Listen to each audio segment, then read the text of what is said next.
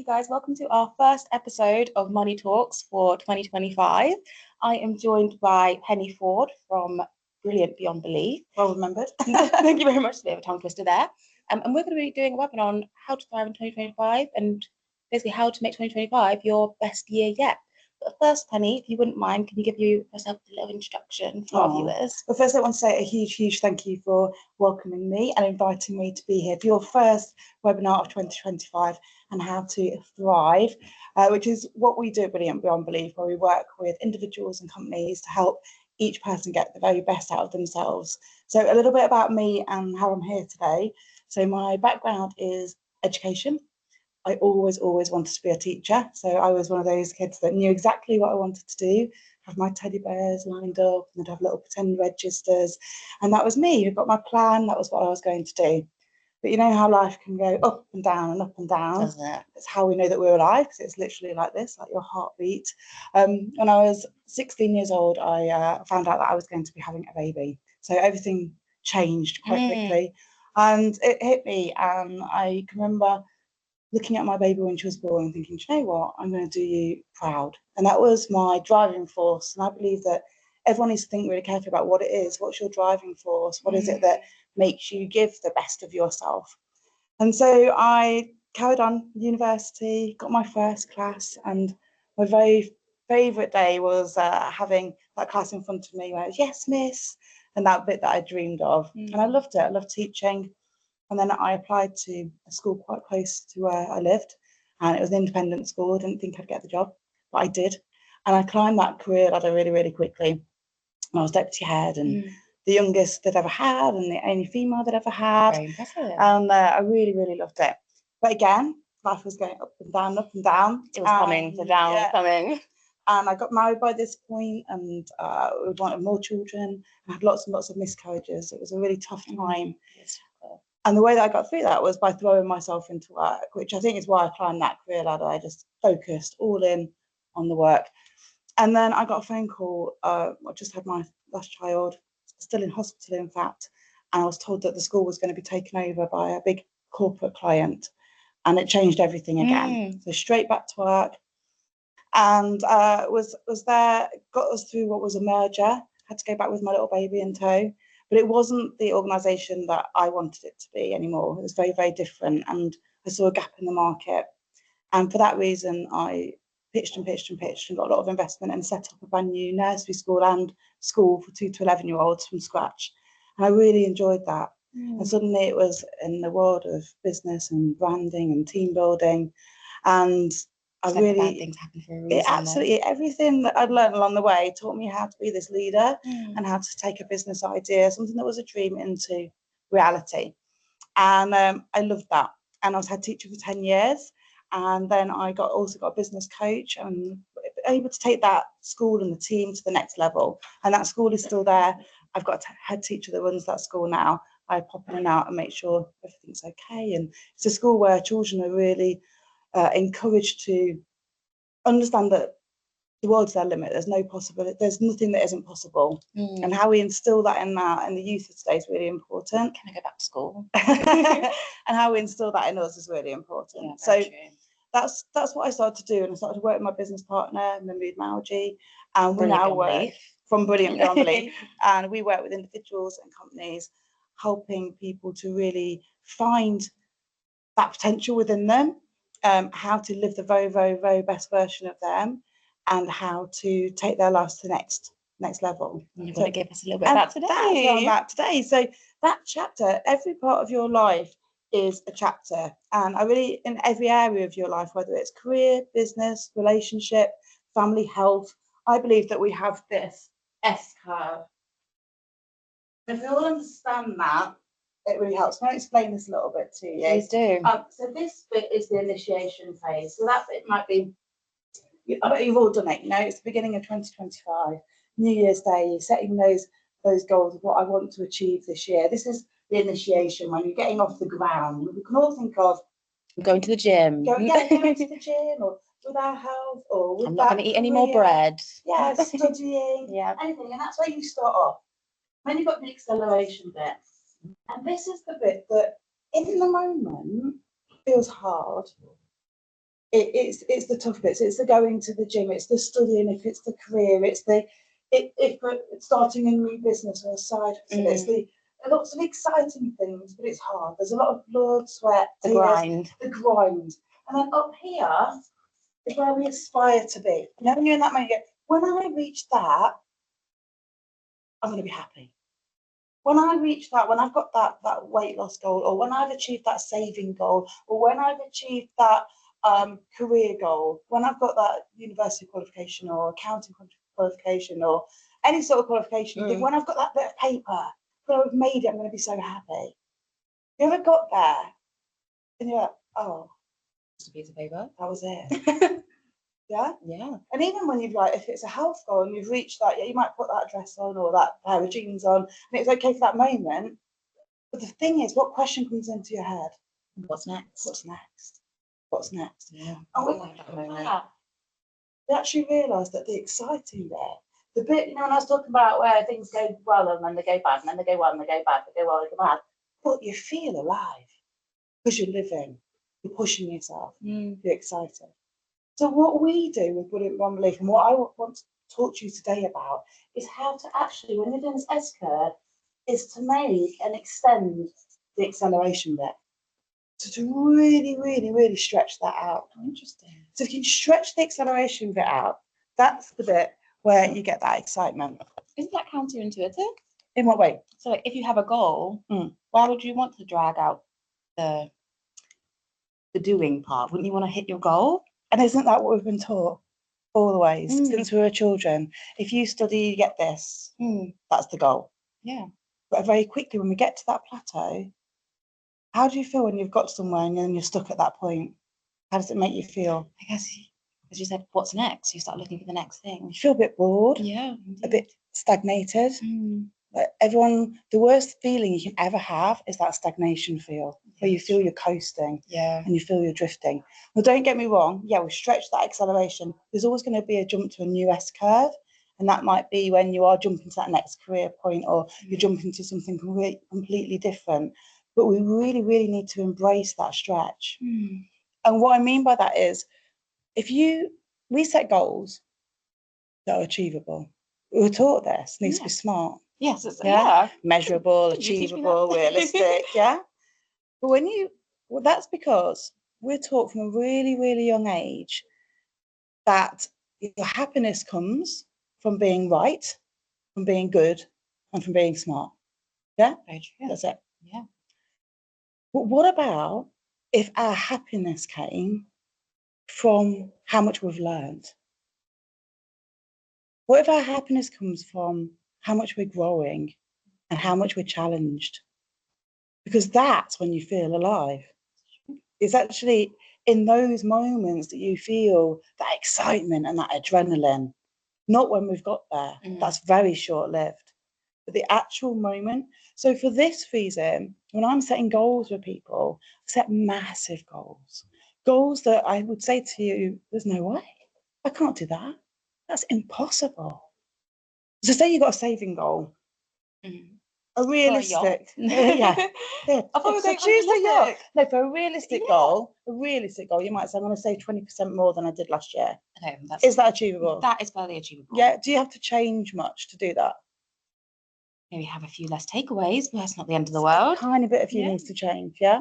And if we're really thinking today about how this is going to be our best year yet, do you think a little bit of us needs to change, or a lot of us needs to change? Maybe a lot, the way you said that. Maybe a lot. If we want to be the best version of ourselves, we need to reinvent ourselves. Now, that doesn't mean you become someone you're not. Your values, your integrity, that's still there. We've all got that. But the person we need to be to achieve this massive goal, which is double, say you want to, I'm going to say for a yacht. Now, are you going to be able to buy a yacht by the end of 2025? Is that impossible? It may be a little bit out of my reach. Maybe 2026. Exactly. But if you're aiming for that, instead of the 20% increase, you're going to come much, much, much, much, much, much further. Yeah. You're not going to hit that goal yet, but but you are going to get much, much nearer because you're going to become that person. So you're saying,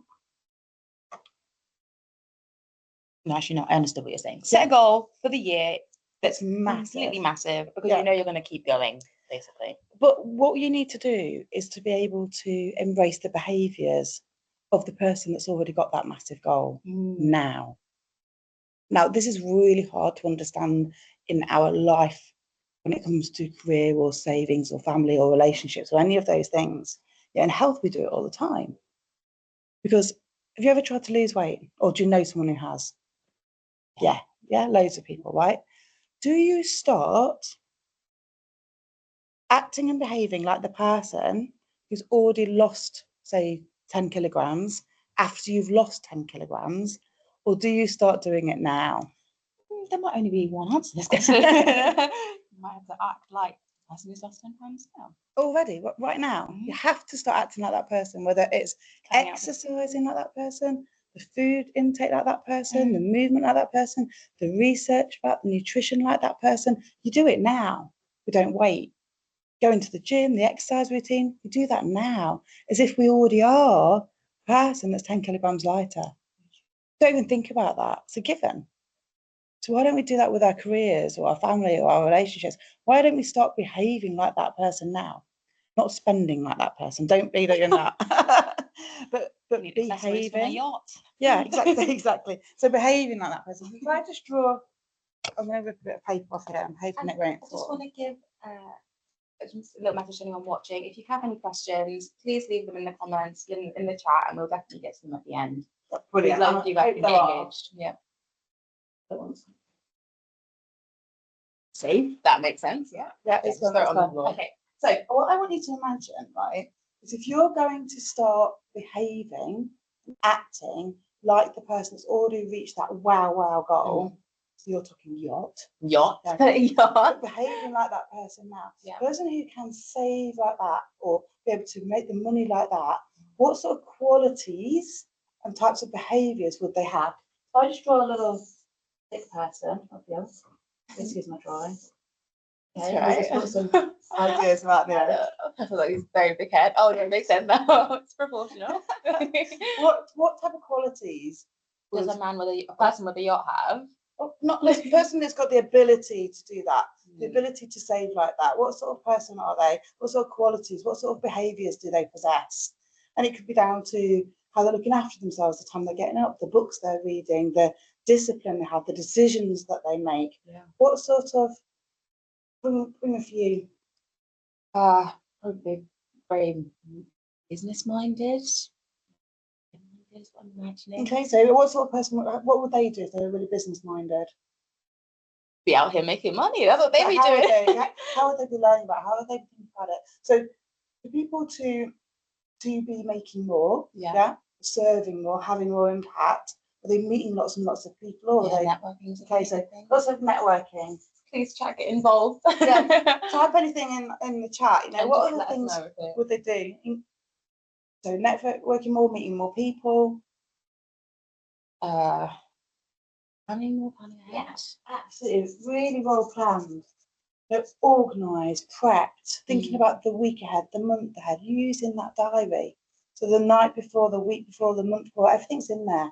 Everything's got its place. Everything's organised. Do you think they'd be doing it all themselves, or do you think they'd have? Oh, maybe they'd have a team. So delegate. Yeah.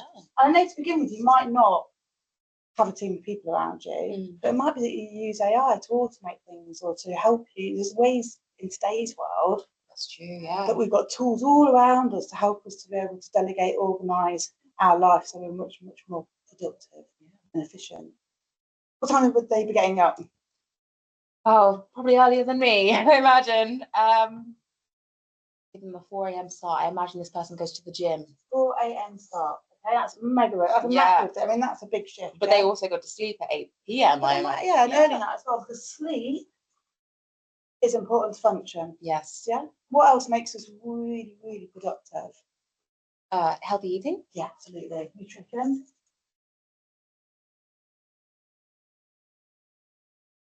Oh, It's really putting you on the spot here. yeah, isn't this it? is. Anything coming in through the chat? Any other ideas of people that? No.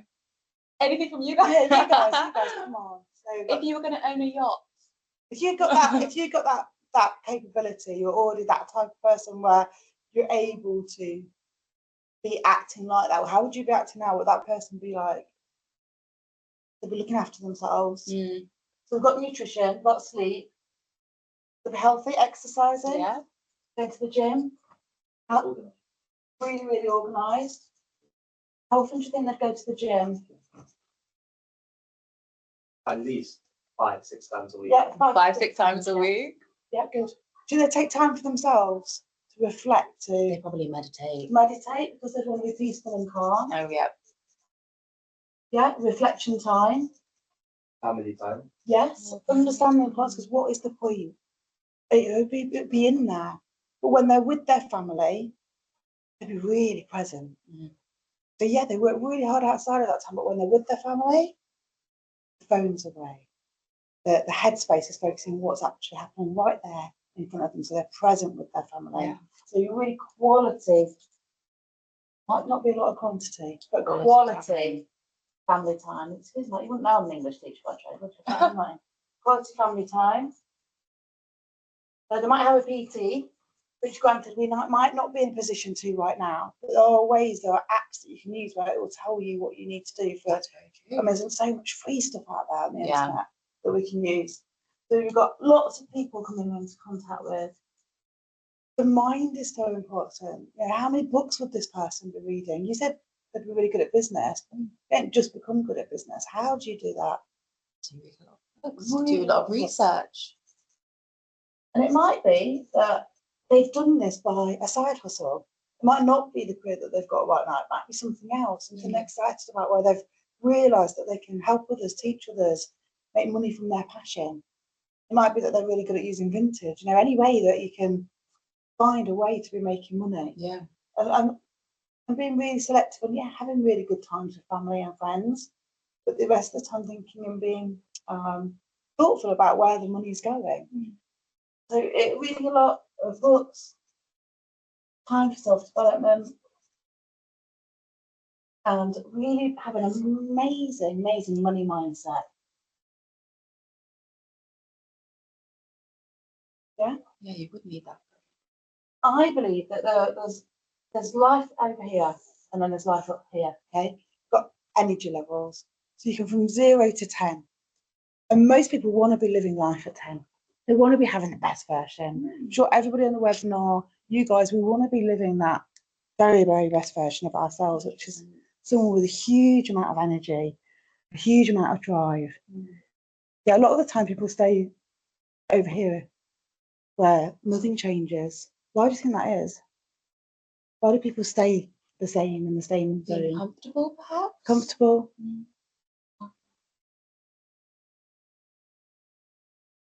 I don't know, it's just easy. Easy, you guys join in. Why don't people stay in that comfort zone? Yeah, don't want to get stressed. Scared of change. That's what Matthew said. Yeah, scared of change, 100% scared of change.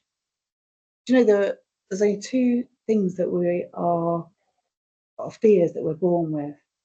Any idea what they are? Might have told you before. You definitely have, and that's why I feel a bit of pressure right now. No, it's fine, it's fine. 2 fears that you're born with, only 2. Loud noises. Loud noises, that is one. Well done. Yeah, you're born with that. Yeah.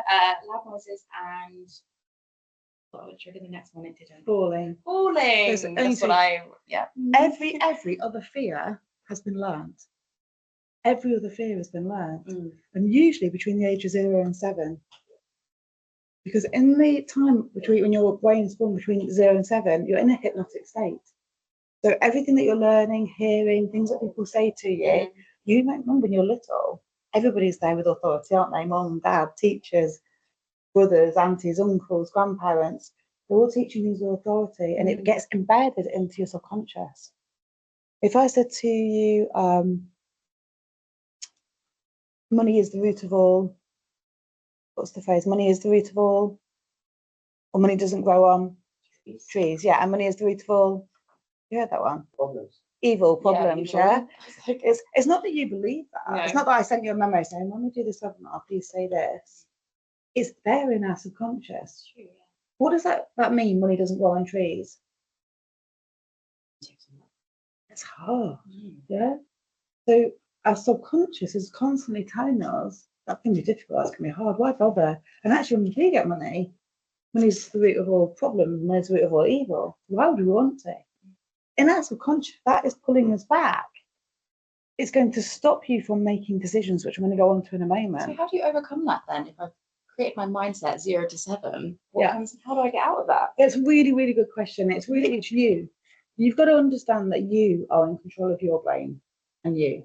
And I firmly believe in this country, not everywhere around the world at all, but in this country, there's so much opportunity around us that we are the masters of our own destiny.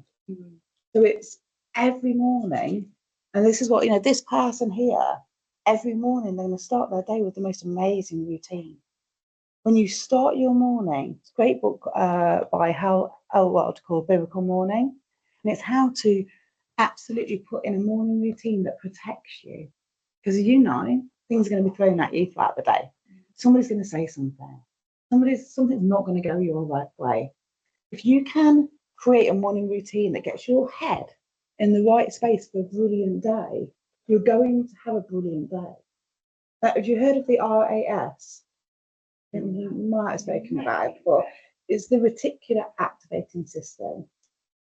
Use those words. So the reticular activating system is the Google of your brain. It's your base of your brain here, top of the spine. Oh yeah. It's like the Google of your brain. So if you typed in to Google, My brain is typing. absolutely, red cars. Oh yeah. What comes up on the screen? Got a Ferrari right now. A red car, absolutely, right? Yeah. So when your brain is the same. So if you say you woke up and you hit snooze and you missed whatever, your brain's going, oh, it's going to be a bad day. Inside your brain, the RAS is looking for ways to prove to you it's going to be a bad day.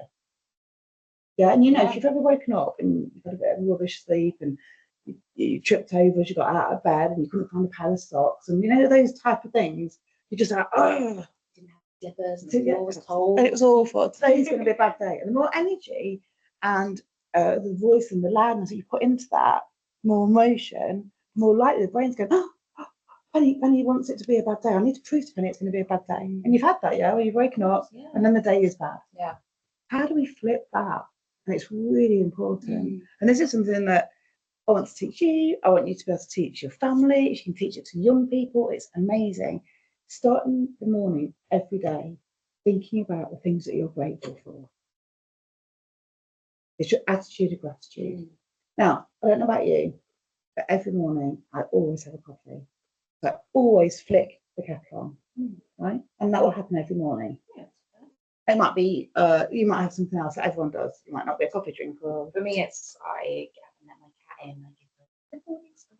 Oh, so as you're letting your cat in and shutting your cat and streaking, thinking about everything that you're grateful for, it's called habit stacking. So finding something you already do every single day without a shadow, and then putting the attitude of gratitude on top of that. So for me, the kettle boils, and as the kettle boils, I'm thinking about everything I'm grateful for.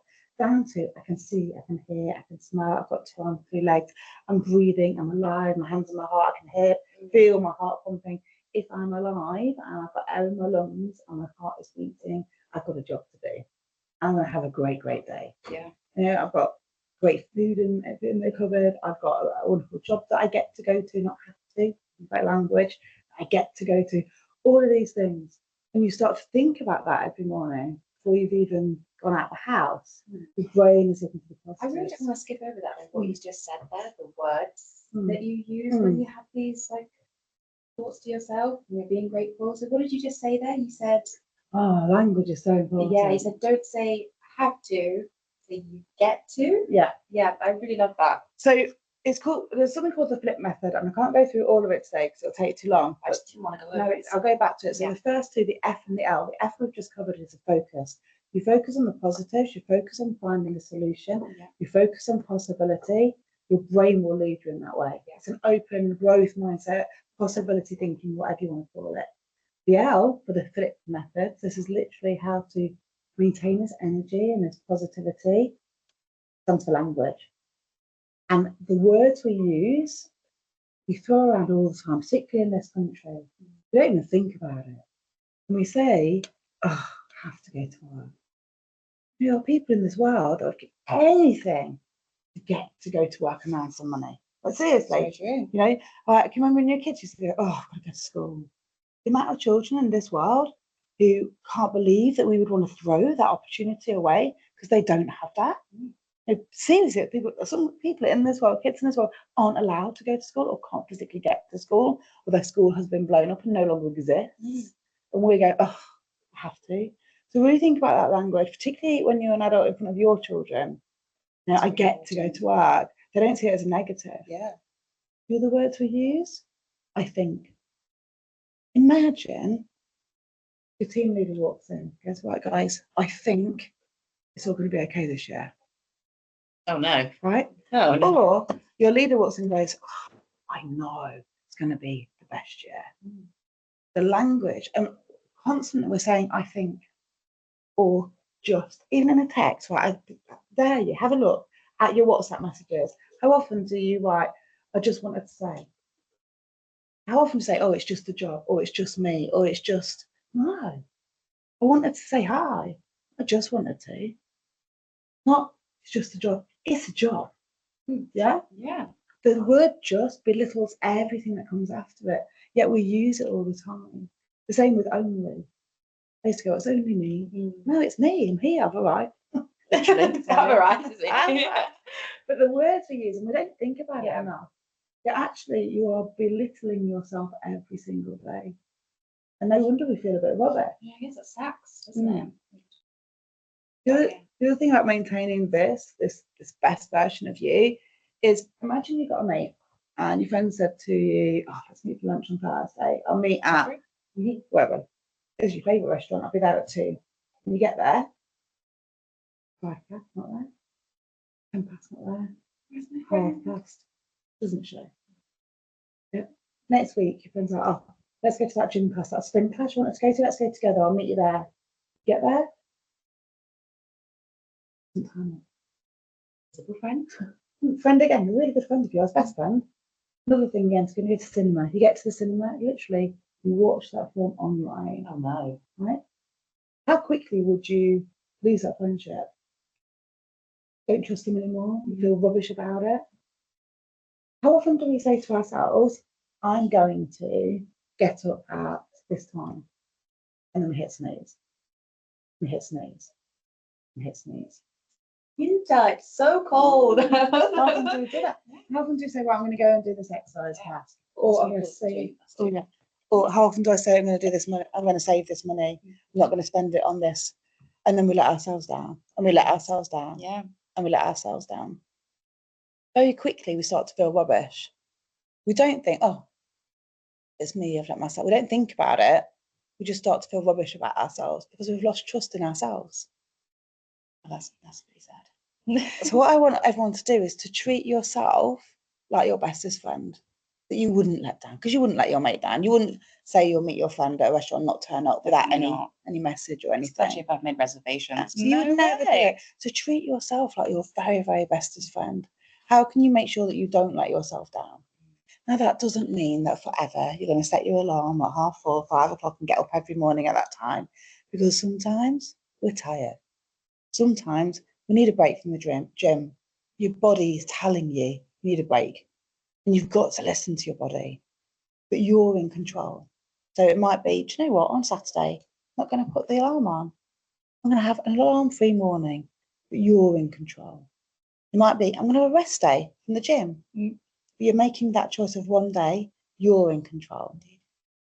You're not letting yourself down. You're saying, this is what I'm going to do. I'm in control. I'm making these decisions for me. It's when we promise ourselves we're going to do something and then don't do it that we start to lose trust and value in ourselves. Does that make sense? It does indeed, yeah. Any questions on anything that I've just said there? I do not have any questions there. Does anyone in the chat have any questions? I've got one more thing that I think really, really helps. Okay. That is a little toolkit for you to use Okay, go for it. about how to make decisions. Because when you look at people who are really, really living their life at that next level, and they're taking that to that next step. They're really good decision makers.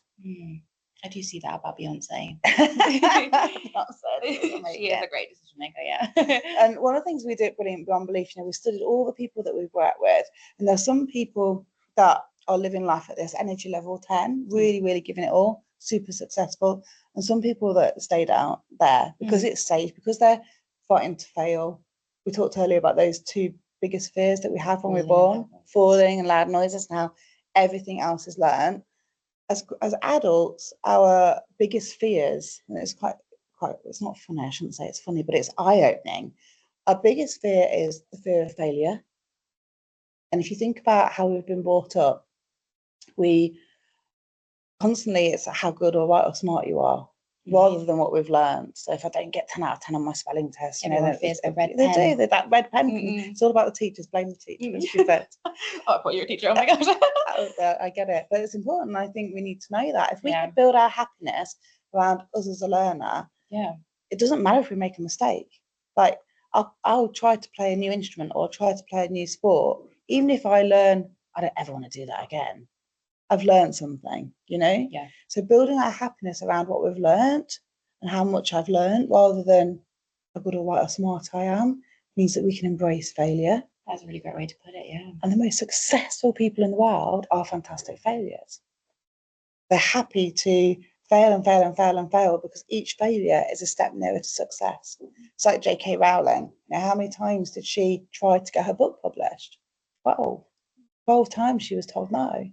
She could have given up easily. Now look at her and how successful she is. So fear of failure. Second is the fear of rejection. We don't want people to, it's people's opinions. What do people think of me? What if they won't like me? The third, what do you think that might be? Maybe something to do with like public speaking. You're absolutely right. Public speaking is third, and the fourth biggest fear is death.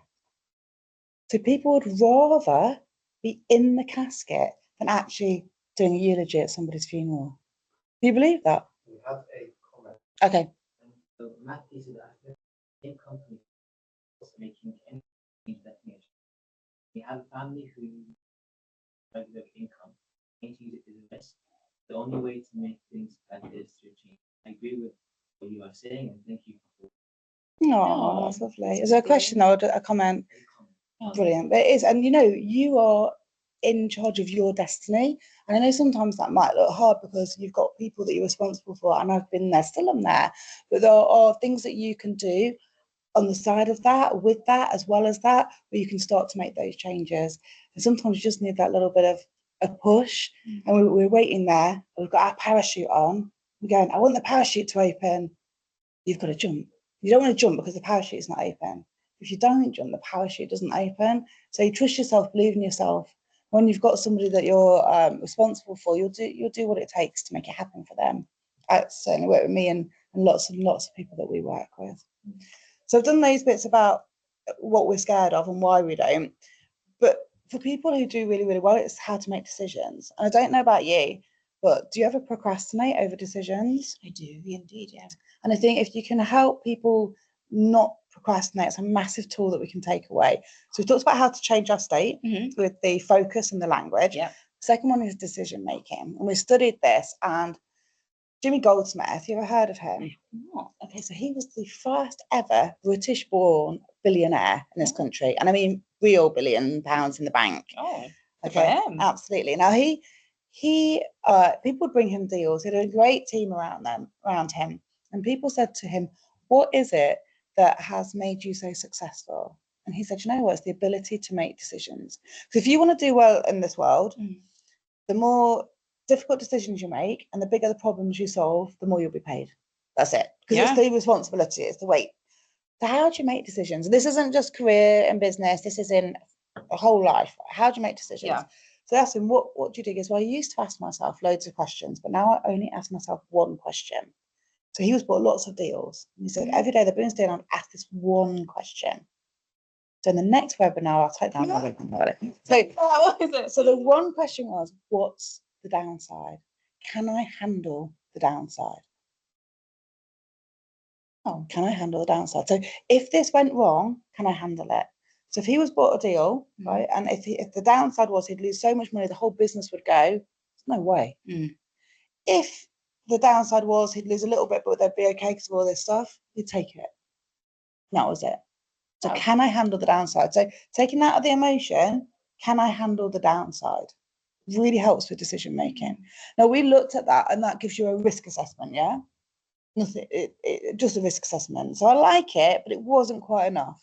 We did more research. And then we found, do you know someone called Bent Hunt Davies? No, I do not. So he was the coach of the British Olympic rowing championship team in Sydney Olympics. I think I know about the story. Yeah, I know that I've told you, or you've heard it before. And it was nearly 100 years since they'd won a medal, and they'd had different coaches, and nothing had happened. He was like, do you know what? I'm going to make this work. So he got the team, and he knew that there was a North Star. So they had a massive North Star. His North Star was, and everyone said it was impossible at the time, his North Star was, we're going to beat the world record in training. Because if you can beat the world record in training, you can do it on match day, you know that without a shadow. But how do you get everyone on the same page? How do you get everybody aligned? So he had one question that everybody would ask themselves with every decision that they would make. So it would be, am I going to eat this? Or it would be, am I going to go to, what time am I going to go to sleep? Late or not late? Am I going to go on a date night with husband, wife, whatever? And this one question he got everyone to ask was, will it make the boat go faster? Will it make the boat go faster?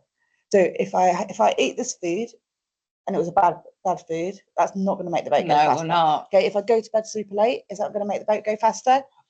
Date night with husband, wife, boyfriend, girlfriend, well, you could argue it make you feel better, so it might make the boat go faster. And everybody did that, and you know what? They smashed it. They got the world record. They got the gold. And in the interview after, will it make the boat go faster? What was it? It did. And it did make the boat go faster. And okay, you're thinking, how does that apply to me? But will it move the needle of my business? Will it move the needle of my career? Will it move my needle towards my North Star? And your North Star doesn't have to be a finance North Star. It could be a relationship North Star. It could be a health North Star. It could be an environment North Star.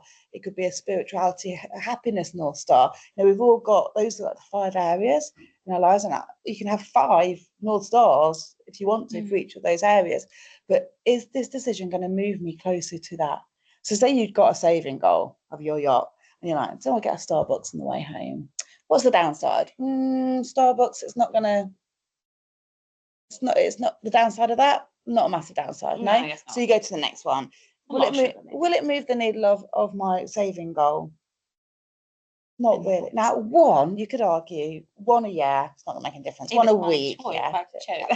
So you're not really sure on that one. So there is another one.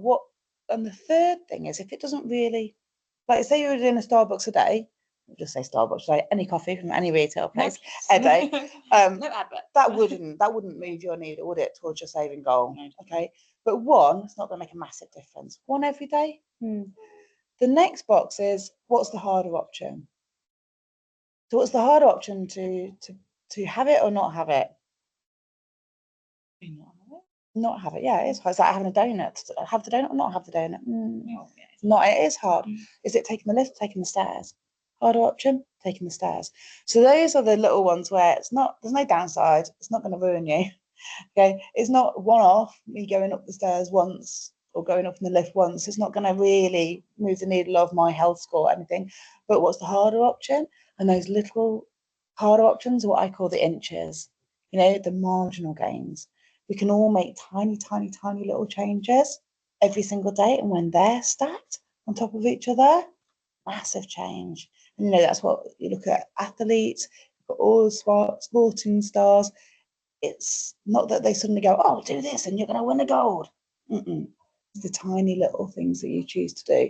Those marginal gains. That's what I got confused with there, because I've heard a similar story about an Olympic team, the Olympic cycling team. Yeah. Yes, where they made small changes to the bike, small changes to their eating habits. Even taking their pillows. They used to take their pillows. Oh, really? Yeah, with them. They change their pillows. So you know, you have a pillow. I do. My pillow at home, it's my pillow, and it's perfect for me. And my pillowcase is like, it's beautiful for my hair and stuff like that. So they realised that if their athletes hadn't got their pillow, with them that makes It them would change yeah, how so they they- all will take their personal pillow with Yeah. them. And that's something I will take my pillow and my pillowcase wherever I go when I'm traveling, because I know it makes me feel happier, better. My hair's always smoother, my pillowcase, things like that. Yeah. The tiny little things. Is it gonna, the downside? It's not a massive downside. Only but it's those little marginal gains that make a difference. Yeah. And the harder thing, is it harder to take my pillow with me everywhere I go? Yeah, it is harder. But it does make a difference. Any other questions at all? I don't have any questions. Are there any more questions in the chat from anyone? Or any questions from that side? Oh. No. That's great though. Thank you guys for joining though. That's very great. Do you have anything else you want to share with us today? The only thing I'll say is, you talked about earlier about how to, if all of our fears are there between the age of 0 and 7, how you can change that. And I talked about the focus. So the focus was just at the tip of it, with the gratitude and the morning routine. Yeah. There, you need to think about the things. Everybody has a voice in their head, and it's imposter syndrome. And actually, the more successful you get, people don't realise this, the more imposter syndrome you have. Oh, really? Yeah, it gets bigger and bigger. Oh, We've no. worked with some, I know, we've worked with some incredibly successful people. Because I suppose you're like, who am I? Isn't it proof? Like once you have that proof of getting to that point. Ooh. Not at all, because I think, I don't think people realise this, and I certainly didn't realise it as a child, and I tried to teach this to the kids in my school. The little voice that you had in your head when you were a child, that voice is still the same even as a grown-up. The voice doesn't change. You don't suddenly get to 45 and go, oh, I've got it now. I understand the world. It is a no-brainer. This is easy. It never feels like that. It's almost like, oh, I'm winging it. Like, someone's going to find me out. And even when I'd open the school, people used to say, oh, wow, you're so happy, you must be so successful. And inside I'd be thinking, no, I don't know what I'm doing. It's like you panic that you don't really know, and you've got this huge imposter syndrome. So one of the first things is really accepting the fact that that is normal. Everybody feels like that. You look at anyone, whether they're a leader in your organisation, that if you ever seen the tapestry where it's beautiful on the outside, it looks stunning, and you turn it around and it's knots and it's threads and it's real mess. Everybody has got stuff going on. Everybody is going through stuff. And in our world today with social media, all we see is the shiny bits. People have taken 20 times to get that photo, or they've even airbrushed it or whatever to look like that. Nobody posts up the rubbish that they're going through, or very rarely. And you've got to understand, everybody you come across has got stuff that you don't know going on.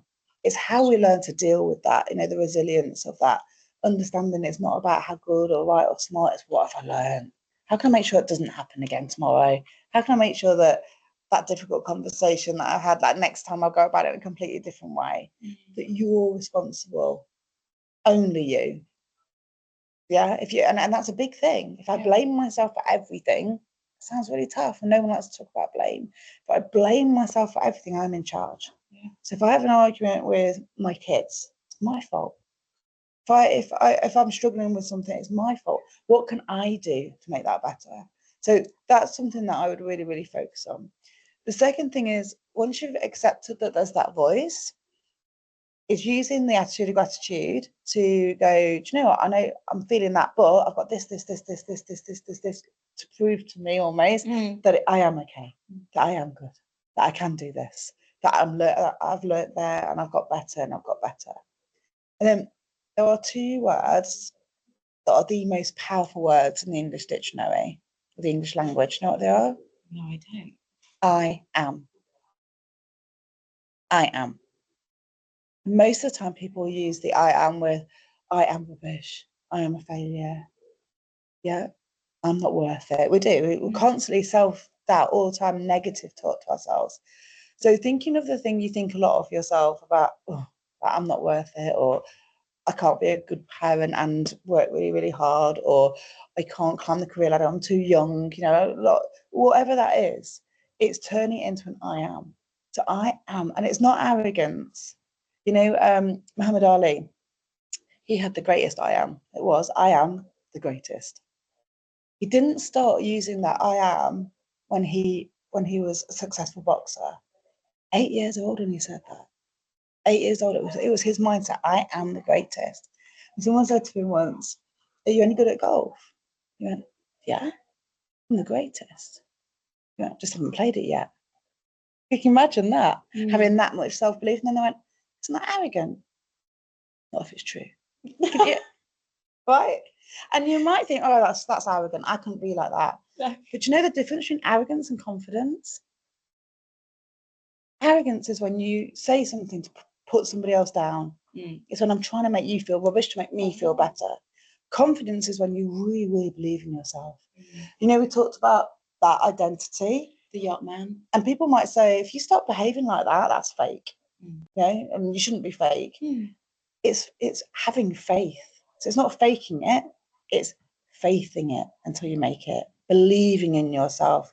Because just like the weight loss, if you genuinely believe that, you genuinely start to act like that person, you will have those results. There you go. But you've got to use that I am. So whatever it is, you know, for me, I am the best business performance coach in the world.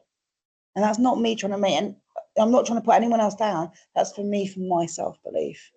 And that is really important. So the way you talk to yourself when you're by yourself, about yourself, that's key. Thank you very much, Penny. No Honestly, worries. I feel like we covered so much. There's a lot. It's amazing. Thank you. One question.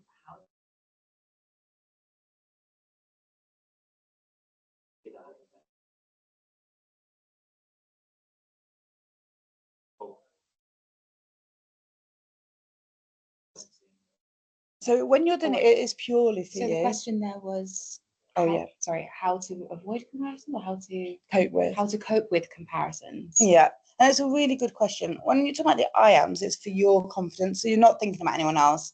I think if you're thinking about anyone else, then you have got that trying to be more than someone. But how do you cope when you see somebody who's absolutely smashing it and you're like, I want to be like that? Yeah. And how do you stop it from making you feel down about you? Is I want each and every one of you to surround yourself with people who are like that, people who are better than you. You know, that they're your circle and you are the average of your 5 closest friends.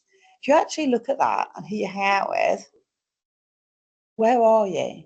Surround yourself, find a circle of people who are going to really challenge you, who are better than you, that are a few steps ahead of you. And rather than changing that mentality, so rather than thinking down, being down about it and like, oh, and wanting that we talk about envy, instead going, I want to be like that. I'm going to do everything. I'm going to shadow you. I'm going to learn everything. When I work with young people in organizations, it's find somebody who's already doing it, shadow them. Be that annoying, asking every single question you can possibly ask about it.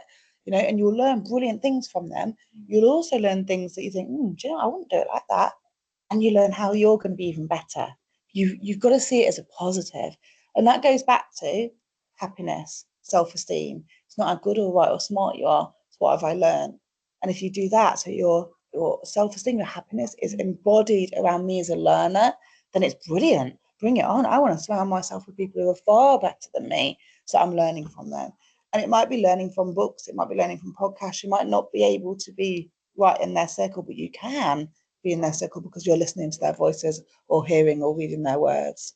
And that's books and podcasts. These are people that have been alive 30, 40, 50 years, giving you all their gems in an hour or 2 hours. And that's beautiful. That's why uber successful people learn as much from everybody they possibly can. So see it as a positive, not as a negative. I have a bit of a question off of that, just to wrap things up. For goal setting, for like reaching your goals, for getting better as a person, could you recommend us 3 books? 3 books. Could you recommend us 3 podcasts? Okay, so bear in mind, mine's very business focused in my head. So 10x is easier than 2x. Really good book. Imagine they'll pop up here somewhere. Atomic Habits. Yeah, fantastic book. And for me, and I think this is a perfect, oh my gosh, is the 5-second rule by Mel Robbins, because that's all about, and she's good. She's online. She's got her own social media stuff. Follow her. She's got some brilliant gems. The podcast is also very good. Very, very good. You can when you want to do something and you think, well, I'm going to do that, then your voice will try to your head tries to talk you out of it within 5 seconds, because it's trying to keep you safe. That inner voice that comes out, and goes, oh, don't do that. You know, it's because they don't want to get you to get hurt. And that's why friends and family say, don't do that. Stay where you are, because they don't want you to get hurt. They don't want you to change too much, because if you change too much, you might not like them anymore. And that's their fear. So true. So the 5-second rule by Mel Robbins is where you think something and you just start acting. 5, 4, 3, 2, 1, and you're acting before it's down, and you're doing it. That can be answering a question, and say you're in a meeting at work and you've got an answer, but you think, oh, your head's going, somebody might think that's rubbish, or they might laugh at me. 5, 4, 3, 2, 1, you say it anyway.